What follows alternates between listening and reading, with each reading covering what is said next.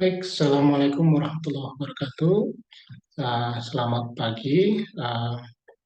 Hari ini kuliah pertama kita, seperti yang diterangkan di RPS tadi, uh, materinya adalah pendahuluan kuliah tentang 5G. Ya, baik, saya mulai bahwa materi kita ya, materi kita ambil dari kursnya Udemy course yang berjudul 5G Technologies and Architecture ya. Jadi materi ini kita ambil dari materi yang eh, referensi terbaik lah di bidang 5G untuk pendahuluan ya. Baik ke yang pertama standarisasi 5G ya. Kalau yang di slide yang kalian lihat itu kita lihat dimulai dari 3G ya, 4G, 5G. Saya sekilas menjelaskan sedikit tentang GG ini ya, generation ya. Sebetulnya generasi pertama itu generasi ketika komunikasi seluler dilakukan menggunakan eh, frekuensi modulation pakai FM, kemudian pembagian kanal antara user dengan base station itu masih menggunakan frekuensi division multiple access, jadi FDMA. Jadi sistem komunikasinya masih menggunakan FM, suaranya itu ya suara analog, tidak ada data. Itu generasi pertama. Jadi satu base station itu kalau pakai FM agak lumayan jangkauannya ya. Jadi makro cell dia ya, luas, tidak ada komunikasi data di dalamnya, hanya suara analog. Itu di generasi pertama ya, di generasi pertama. Contohnya analog mobile phone system AMPS di Amerika ya. Kemudian eh, bergeser ya, bergeser dari analog modulation menuju digital modulation, di mana frekuensi shifting dan turunannya, kemudian phase shifting dan turunannya ya diperkenalkan memodulasi rentetan bit 0101 menggunakan frekuensi tertentu. Kemudian pembagian kanal antara user dengan base station ya, usernya banyak, base stationnya satu, pembagian kanalnya itu menggunakan antara dua ya, FDM dengan TDMA ya, FDMA dengan TDMA. Jadi sudah ada pembagian eh, misalnya user ada 10 ya, user ada 10 misalnya, eh, user satu menggunakan frekuensi satu, user 10 menggunakan frekuensi 10. Itu untuk uplinknya, untuk downlinknya bisa saja dikombinasikan dengan TDD, time division duplex, di mana waktu transmit dari mobile station ke base station itu pakai time slot pertama, waktu receive-nya ya time slot yang berbeda meskipun mereka menggunakan alokasi frekuensi yang sama, atau bisa saja user satu dengan 10 itu frekuensinya sama tapi time slotnya berbeda. Jadi sudah kombinasi antara FDMA, TDMA, FDD dan TDD. Dan yang kita gunakan kemarin itu di awal abad 21 ya, jadi tahun-tahun 2000 itu GSM, Global System for Mobile Communication, di mana eh, komunikasi itu menggunakan alokasi frekuensi tertentu untuk setiap base station, user bisa mengakses frekuensi yang sama dengan time slot yang berbeda.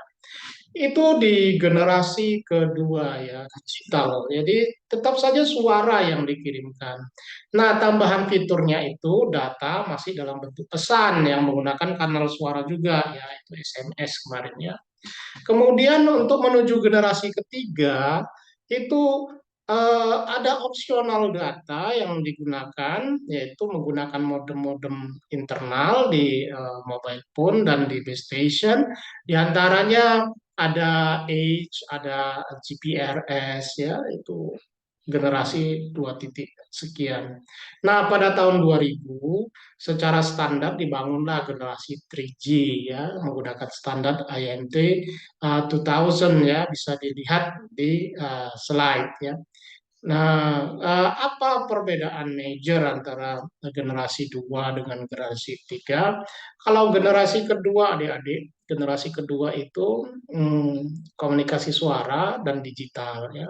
Kemudian menuju generasi 3 itu diperkenalkan komunikasi data melalui seluler. Walaupun eh, generasi 2 poin sekian-sekian itu hanya dengan memasukkan tambahan modem ya, menggunakan kanal komunikasi suara yang tersedia di generasi 2G ya.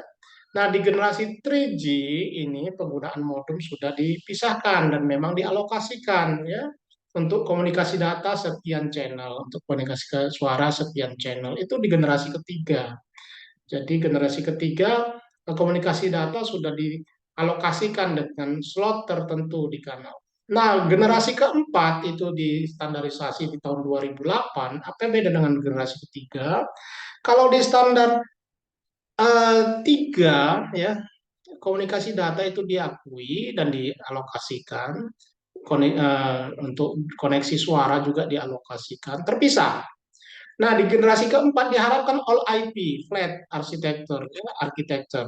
Jadi flat semua menggunakan data, ya. Jadi semua saluran suara itu, suara sama saluran data itu sama, ya, semua data, ya. Jadi suara dan data itu tidak dibedakan di generasi 4G. Sementara di generasi 5G itu kita lebih bicara terhadap service, jenis-jenis service, kemudian kecepatan yang lebih tinggi ya. Jadi kalau di 4G itu eh, data dan suara itu tidak dibedakan, semua dianggap data ya, semua dianggap data, kanalnya sama ya. Nah, sementara kalau di 5G, service-nya yang berbeda. Dilihat dulu, kamu mau kirim apa? Suara saja, video saja, atau komunikasi real time. Jadi ada slot-slot untuk jenisnya apa. Kenapa? Karena di jaringan itu beda-beda tipikal layanan untuk misalnya suara saja, komunikasi telepon, ada kebutuhan delay hanya sekian, bandwidth hanya sekian, ya, kemudian kepadatan yang pengguna sekian, sehingga ada. Tapi kalau misalnya untuk pengendalian, pengontrolan, ya, jadi ini udah semua service, internet opting masuk juga, ya, pengendalian vehicle to vehicle juga bisa masuk, machine to machine juga bisa masuk, sehingga servisnya bukan masalah suara dan data lagi yang dibicarakan, tapi kamu speednya mau berapa, ya, delaynya sensitif atau tidak. Jadi sudah di atas ini ya, di atas bukan masalah fisik, bukan masalah data link lagi, tapi sekarang sudah masalah aplikasi ya. Jadi lebih advance dengan kecukupan penyediaan bandwidth dan respon time-nya untuk di level fisiknya. Baik, adik-adik, lengkapnya bisa dilihat. Nah, ini masih juga yang sama, tapi kita lihat dari sisi kecepatan adik-adik ya. Coba di generasi kedua kita lihat di GSM-nya. Generasi kedua yang ditambahin modem, jadi generasi 2 titik sekian. Modemnya ada modem GPRS itu di 2.5 ya, disebut di sini. Modem Edge di generasi 2.75, kemudian 3G UMTS ya, 3G UMTS ya. Jadi kecepatannya itu berevolusi dari 50, 150, 384 kbps hingga 10 Mbps di generasi menuju 4G ya, menuju 4G. Generasi 3 sekian ya, 3 sekian. Jadi intinya generasi ketiga itu data ada, voice ada ya, dialokasikan ya. Walaupun modemnya sama dengan generasi 2 titik sekian, tapi modem yang berbeda. Ya. Jadi alokasi untuk data dan suara itu nambahan modem internal lagi ya SPA, HS Plus. SPA Plus. Kemudian di generasi 4G di mana flat IP, semua data kecepatan tinggi, ini kita bisa cek lagi kecepatan ini bukan per user ya, kecepatan ini per base station ya, per cakupan ya. LTE ya, generasi long term evaluation ya, jaringan LTE di generasi keempat, dan generasi kelima diharapkan sampai 20 gigabit per second. Selanjutnya, ini dia segmentasi user untuk 5G ya. Ya, jadi kita ada dua RC run di sini ya, generasi IMT 2020 sama generasi IMT Advance. Coba kita lihat IMT 2020 ya, itu di generasi 4G ya, di generasi 4G. Sorry, IMT Advance yang di generasi 4G, sementara IMT 2020 di generasi 5G. Kita lihat Advance di sini 4G ya, IMT 2020 5G ya. Jadi kita bedakan ya. Jadi ini requirement untuk 4G akan berbeda dengan requirement untuk IMT 2020 atau 5G. Kita lihat ada kita bergerak dari yang ini dulu lah, latency, karena latency itu yang biasa kita bicarakan di jaringan telekomunikasi ya. Suara itu bisa mudah bisa acceptable oleh telinga kita, latensinya ya itu lebih kecil sama dengan 150 milisecond ya. Sementara di sini ternyata generasi 5G dapat menawarkan kecepatan dengan delay hanya latensi hanya sekitar 1 milisecond. Nah, sementara di generasi telepon existing PSTN, public switch telepon system, yaitu atau plain old telepon system yang jaringan telepon biasa yang circuit switching itu 150 ya yang diharapkan ya. Nah, di sini di generasi 5G bayangkan dia hanya 1 milisecond dengan kecepatan yang tinggi ya. Sehingga apa?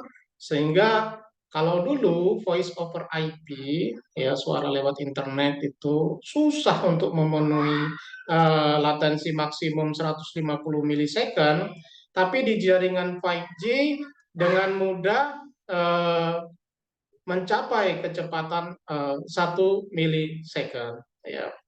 Kemudian mobility ini apa ya? Ketika kita menggunakan perangkat komunikasi, ada mobility yang dibatasi ya. Ya, jadi ada beda teknologi, beda kemampuan mobility yang eh, di apa di yang dapat dilayaninya. Misalnya kalau kita pakai eh, generasi pertama ya, AMPS, mungkin dengan kita berbicara dengan mobile phone, jalan kaki itu sinyal pun sudah agak turun naik ya, sehingga kita diharapkan berhenti ya, atau mungkin ada eh, beberapa teknik yang berbeda, misalnya yang untuk aplikasi police application ya, untuk polisi ya. Ya, jadi kecepatan mobil berapa supaya komunikasi tidak terganggu, itu namanya mobility. Jadi kecepatan kilometer per hour, di mana IMT 2020 atau 5G menawarkan sampai dengan 500 kilometer per hour, dibandingkan ya 4G itu hanya 350 sanggupnya ya.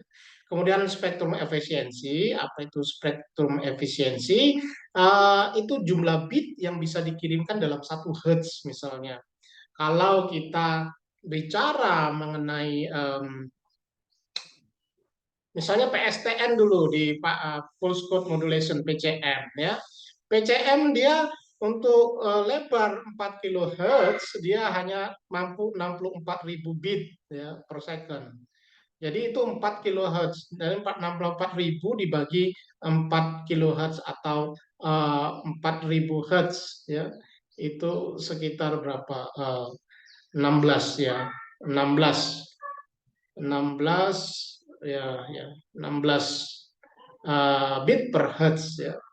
Nah, sementara efisiensi daripada 5G itu berlipat 3 kali daripada generasi 4G. Kemudian data rate per user ya, Nah, user experience data rate ya, itu per user. Kalau per user di generasi 4G diharapkan speknya itu maksimum sampai 10 Mbps. Kalau di user experience-nya per user tadi di awal saya bilang per base station, per user bisa mencapai 1000 Mbps per user. Kemudian peak data rate, ya data rate yang di per user juga, peaknya sampai 20 giga ya, sampai 20 giga, walaupun di sini user experience 1 giga. Baik, area traffic capacity, satu base station bisa melayani berapa per kilometer, itu juga berbeda speknya antara 4G dengan 5G. Kemudian juga network energy efficiency, yaitu kebutuhan daya di transmitter dan receiver juga berbeda. Jadi perlu diingat kembali kalau kita bicara first generation, kita bicara bahwa suara analog bisa dikirimkan lewat jaringan seluler.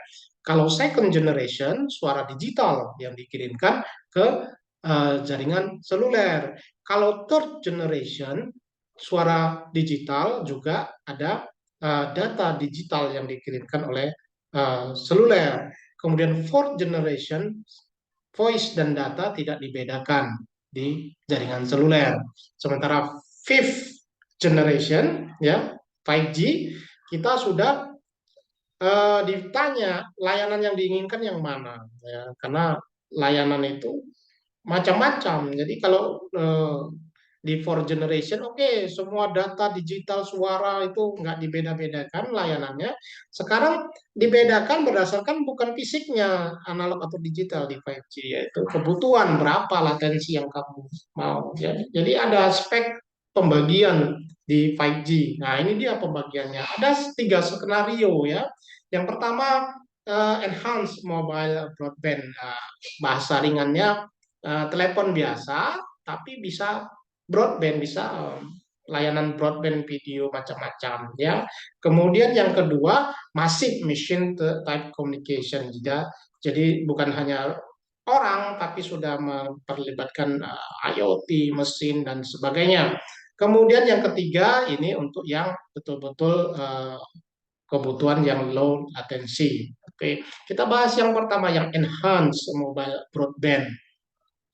Enhanced mobile broadband bisa kita lihat di yang warna biru ya, yang warna biru. Jadi spek kebutuhan latensi itu nggak terlalu tinggi, kemudian connection density nggak terlalu tinggi, namun kita perlu mobility, spectrum efisiensi, user experience, data peak ya, area per capacity ya, traffic per capacity. Ini komunikasi manusia lah ya, telepon ya. Umumnya ini telepon. Latensi nggak masalah karena latensi tadi sudah jauh improve daripada pas 10 milisecond tadi ya. Nggak ada masalah ya. Jadi bandwidth juga kita butuh. Ini kebutuhan untuk yang user kita, pengguna handphone. Kemudian kebutuhan yang kedua, adik-adik, yaitu machine type communication. Ya, ini bisa mencakup penggunaan internet of things ya untuk data industri, misalnya monitoring jarak jauh ya. Jadi requirement-nya sudah berbeda dengan yang digunakan untuk personal tadi ya. Yang untuk massive machine type communication itu connection density-nya ya itu tinggi kebutuhannya, efisiensinya apa, coba yang lain tidak begitu ya. Latensi juga untuk apa nggak terlalu lah ya latensi karena dalam hal pengendalian jarak jauh ya komunikasi apa tidak real time ya, tidak mesti real time. Ada ini di warna yang warna merah jambu. Oke, kemudian yang ketiga itu adalah yang memang butuh low latency ya. Kita mobility misalnya apa ini industri automation. IoT hanya satu arah sifatnya, tapi kalau sudah namanya automation, ukur kemudian kontrol, ukur kontrol. Jadi dua arah ya itu harus cepat ya harus cepat ya. Jadi bukan hanya jadi untuk tipe yang ini kebutuhannya bandwidthnya rendah tapi apa latensinya sangat kecil ya. Jadi ini tiga pembagian service di 5G. ini use case-nya masing-masing kebutuhan aplikasi memiliki requirement yang berbeda-beda ya, bisa di antara service-service yang tiga tadi ya. Contohnya di sini untuk aplikasi Smart City. Smart City lebih cenderung seperti machine to machine communication tadi ya, karena kebanyakan record data dari IoT ya. Nah, kalau pengontrolan kurang lah kalau di smart city. Tetapi kalau misalnya self driving car, driving car ya harus cepat melaporkan posisi kemudian cepat dikendalikan ya. Untuk driving car ini dia harus yang reliable, yang low latency service ya. Low latency service. Kalau untuk yang video streaming untuk user-user ya, untuk kita pengguna personal ya mungkin dekat ke yang enhance mobile service tadi ya, enhance mobile broadband karena servisnya broadband. Ya, balik lagi broadband itu apa Pak? Broadband itu adalah yang terkait dengan penggunaan pengiriman data digital melalui frekuensi. Kalau baseband langsung dia data digital dengan level tegangan.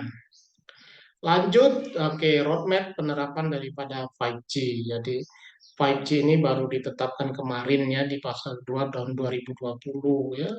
Masih masih sporadik ya penggunaan di lab ya. Untuk implementasi di lapangan masih terbatas.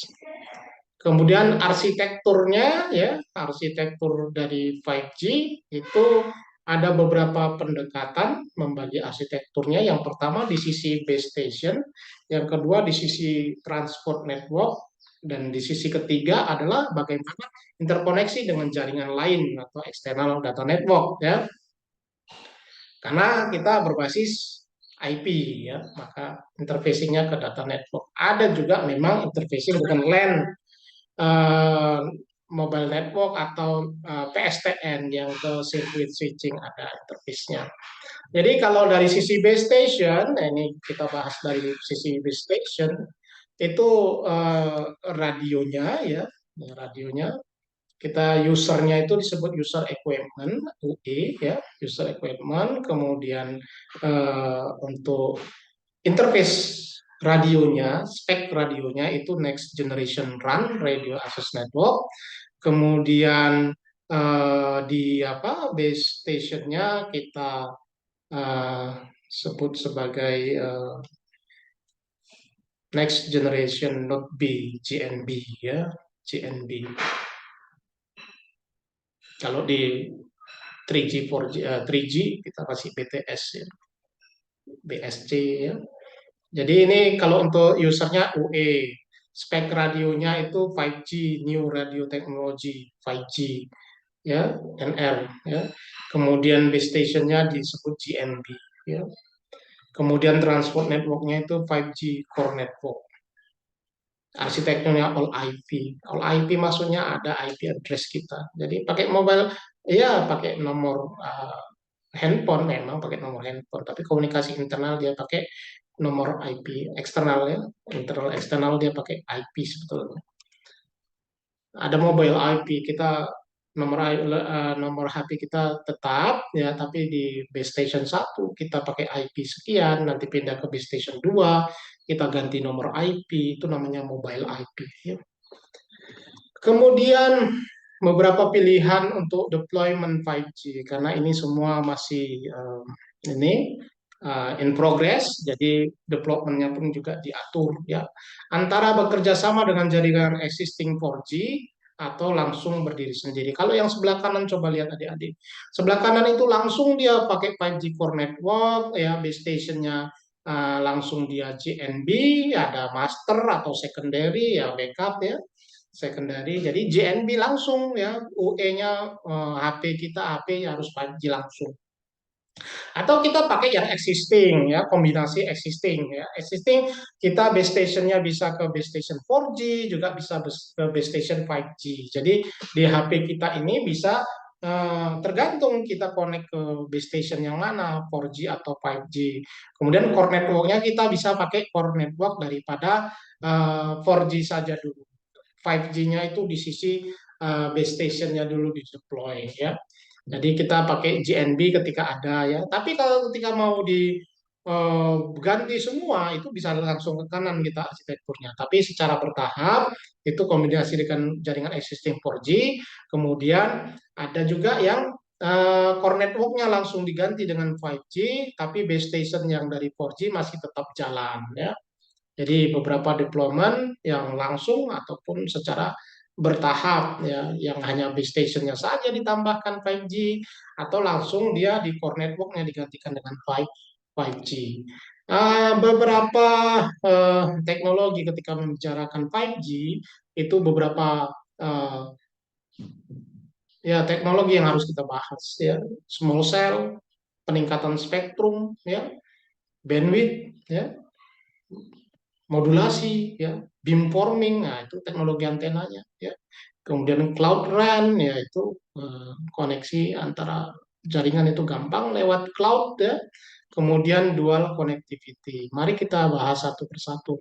Dual connectivity ini bagaimana kita mengimplementasikan 5G secara bertahap di jaringan 4G lebih dahulu ya. Misalnya ya jaringan eh, seperti yang implementasi pertama dan kedua tadi ya. Ya, di sini kita lihat ada master dan secondary. Jadi kalau yang secondary fail kita bisa lewat master. Jadi ini pakai dua eh, base station ya. Jadi base station satu bisa lewat base station master pengiriman datanya. Dual connectivity. Kemudian small cell adik-adik, frekuensi semakin tinggi, maka jarak perambatannya semakin pendek. Ya, makin tinggi frekuensi, makin pendek. Nah, kalau alokasi kanalnya 5G-nya ini memang tinggi frekuensinya, lebih tinggi dari 3G dan 4G, maka cakupan selulernya pasti lebih kecil, mikrosel ya.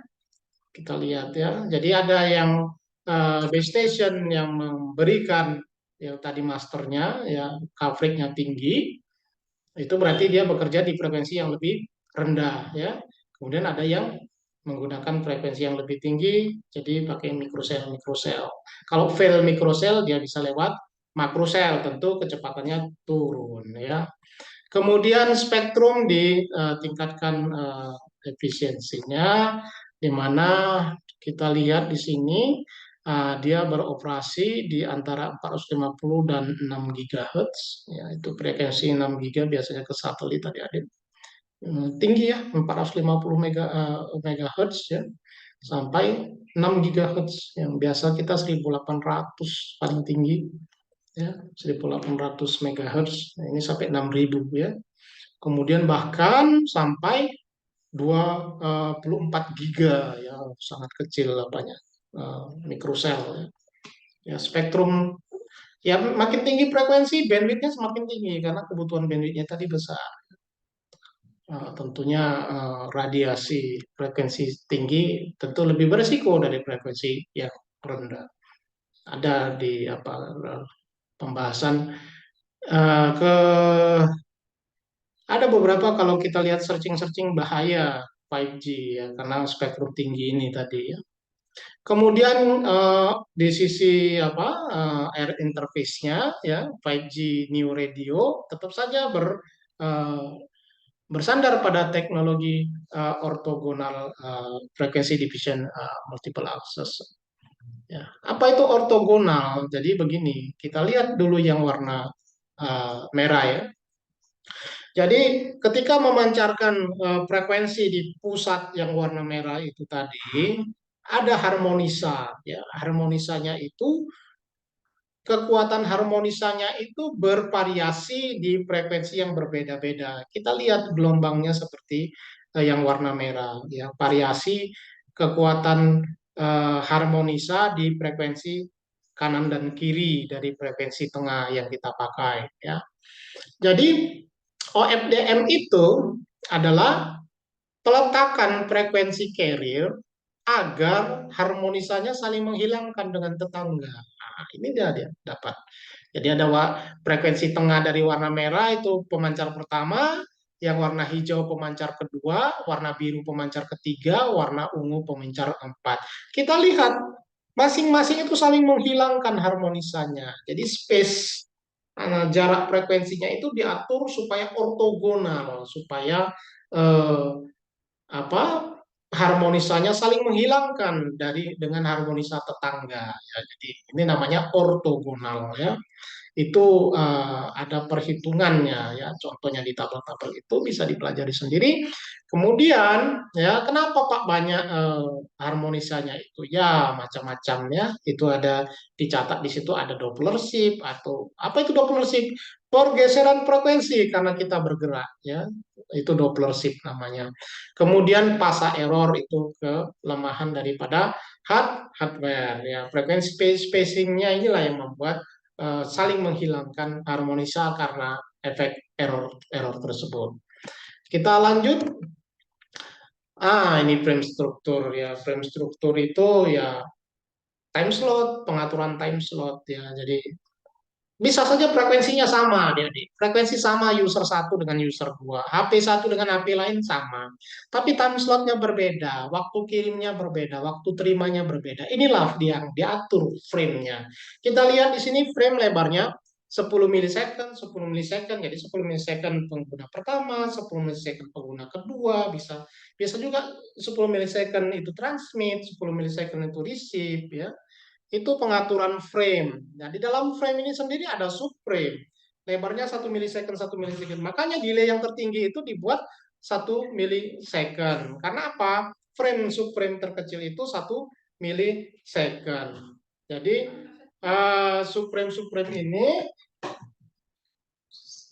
subframe-subframe ini berbeda-beda ya. Itulah membuat dia latensi maksimum.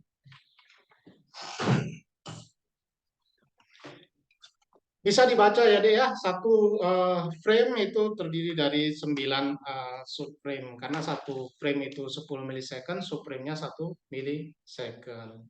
Oke. Kemudian numerologi ya, ini istilah-istilah yang terkait dengan frame ya. Frame-nya 10 milisecond lebarnya ya. Kemudian 1 milisecond itu terdiri dari subframe, 10 subframe. Di sini coba kita lihat ya. 1 milisecond daripada subframe itu berisi ada slot 14 simbol ya. Kemudian setiap slot itu ya ada yang oke. Jadi satu subframe bisa terdiri hanya satu slot, 2 slot, 4 slot, maupun 8 slot ya, satu subframe. Sementara satu subframe itu, satu slot itu 14 simbol OFDM ya. Simbol itu kita anggap saja satu paket OFDM. Ini detail nanti di R interface kita bicarakan. Kemudian ada yang namanya resource block ya, satu subframe dia bisa berisi informasi ya, informasi data-data yang bisa dikirim, dan itu bisa dibagi-bagi sebagai resource block. Nanti di R interface kita detail. Kemudian modulasi yang digunakan adalah quadrature amplitude modulation. Apa itu quadrature amplitude modulation? Ini adalah kombinasi modulasi fasa dengan amplitudo ya. Jadi misalnya untuk mengirim 10 itu menggunakan fasa 45 tapi amplitudonya sekian milivolt. Tapi 01 dikirim fasanya 45 tapi amplitudonya lebih kecil atau lebih besar. Jadi kombinasi antara modulasi fasa dengan amplitudo modulation AM ya. Jadi kombinasi. Jadi di sini 256 QAM maksudnya ada 256 posisi antara fasa dengan amplitudo. Jadi 256 simbol yang bisa dikirimkan. Dari mana setiap simbol itu mewakili 8 bit data ya, 8 bit data. Nah, tapi dia juga menerapkan amplitude modulation, adaptive modulation coding. Apa itu adaptive modulation coding? Ketika kita jauh dari ketika kita dekat dari base station, kita menggunakan modulasi yang lebih tinggi.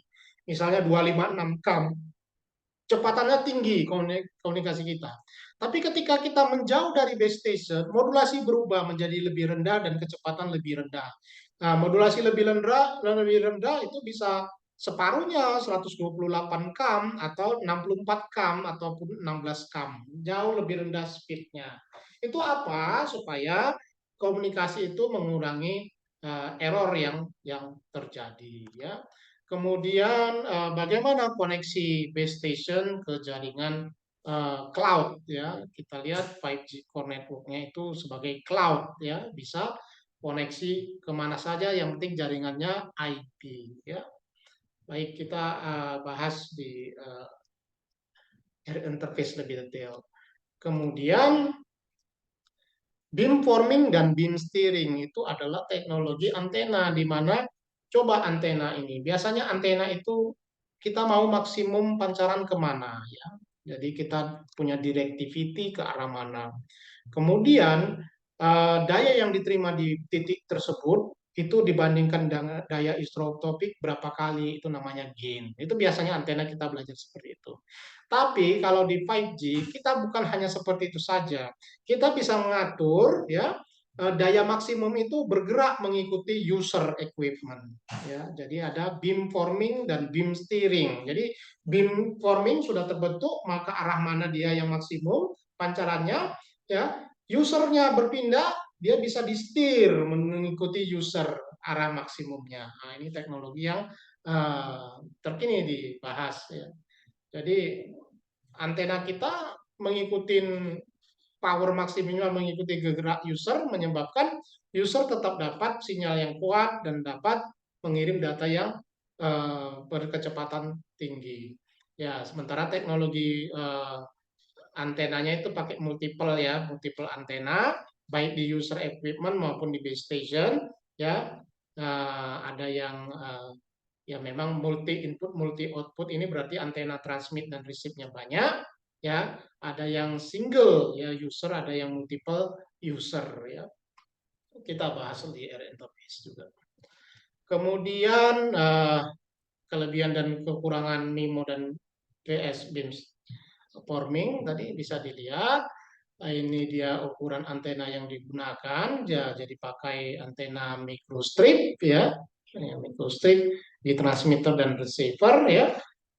Kemudian, nah ini tadi beamforming dan beam steering menggunakan pengubahan fasa maupun amplitudo di pemancar, sehingga apa, nilai maksimum minimumnya itu bisa di set mengikuti arah user.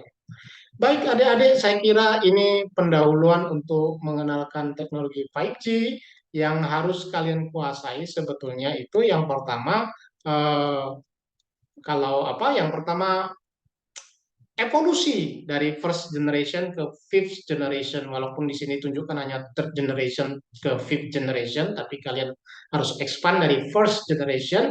Kemudian service-service yang ada di 5G, kemudian kunci teknologi yang ada di 5G, yaitu tadi ini dia kunci-kunci teknologi yang ada di 5G.